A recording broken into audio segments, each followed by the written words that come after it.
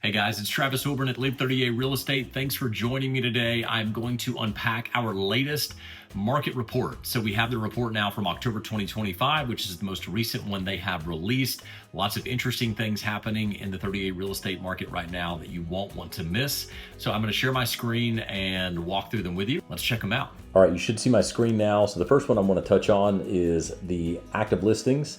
So it's very interesting. You can see here where it peaked in the month of May. We had 1,235 listings. It dropped every single month, and then it held steady this most previous month. You have 13.8% less listings now than you did in May of 2025, just a few months ago. So that's basically means what? More scarcity ultimately means higher prices and less options for buyers. That's the quick summary of that. The next one I want to touch on is the pending listings. So check this one out. We had around 75 pending listings on a monthly basis back in April, and then it went up almost every month with the exception of one. And then most previously in October, we had 106 pending listings month over month. So that's a 41% increase from April to October. We have a lot more homes that are beginning to sell and go under contract right now. Number 3 is the absorption rate. The quickest way to think about absorption rate is it is a metric of how hot or cold the market is at any given time. So you can see right now, this is 13 and a half months. Whenever we had homes flying off the shelf in COVID, 2020, 2021 market, that number was about 1 month of inventory. That's why a home would come on the market and get 10 offers the same exact day, because the absorption rate was so low that the market was therefore very hot. Whenever this number climbs, the market begins to get colder.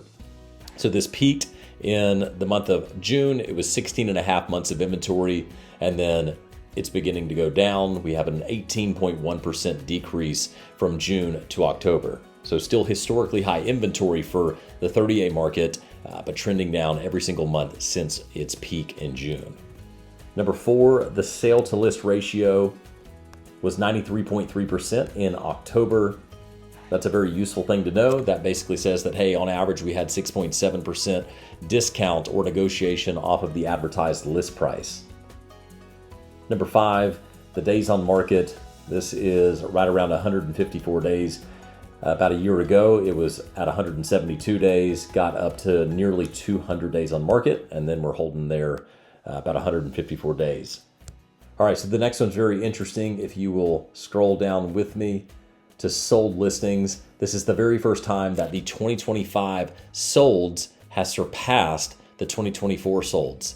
So this number here is what we sold in 2024. Total units, total homes sold was 815. And for the first time this year, in October, we got to 816 units. So we have sold one more home year to date than we did in 2024. But if you look, last month we sold 24.7% more homes in October of 25 than we did in 24. So the market is trending faster than we were in 2024. So that one is fascinating, and the market is only getting stronger. So this column here is the pending listings. So check this out.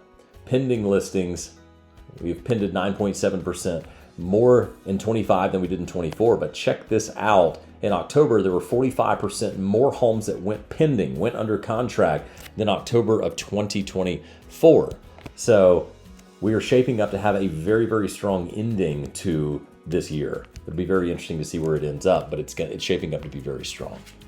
All right, there you have it. That is the most recent market data that we have. I hope that was helpful and useful for you whenever you're making your decisions. I want to speak to two people real quick. One is buyers, one is sellers. So if you are a buyer, it is historically an excellent time to buy. I have people on a monthly basis that I will have conversation with, and I say, hey, what's prompting you to buy now? How long have you been looking? And they'll say, well, we started in 2011 or 2015 or 2017. We wish we would have bought then. Gosh, we're kicking ourselves because prices are so high now. I talk to those people all the time, and they are kicking themselves. Right now, I'm telling you, is a historically good time to buy. Rates are as good as they've been. We have tons of options, historically speaking, with inventory, even though it's trending down, but those options are declining every single day. That's not being exaggerative. That is simply stating the facts.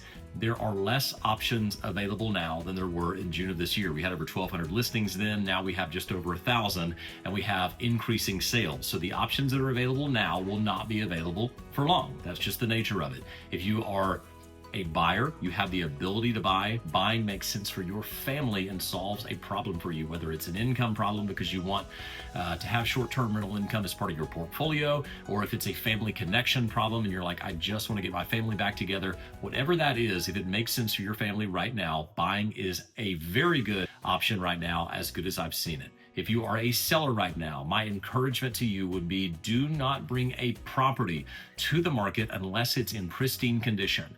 Unless it's an A- or really an A+ condition wise, I would not bring it to market. Really take the time and do the touch-up painting, do the aesthetic and cosmetic updates, because there's a lot of options for these buyers to choose from. So unless it stands out from the pack, they're just going to walk on by it, because there are others who have taken the time to freshen up these homes and make them excellent. If that's not what you've done, then I would hold it off the market until you can get it to that point. So if either of those are you, if you're a buyer, if you're a seller, and right now makes sense for you, I'd love to chat with you and help you accomplish your goals. Again, my name is Travis Wilburn. I'm at Live 30A. My cell is 850-830-1178. You can call me, text me, or you can email me at travis@live30a.com. Anyway, I'll talk to you guys next time. Take care.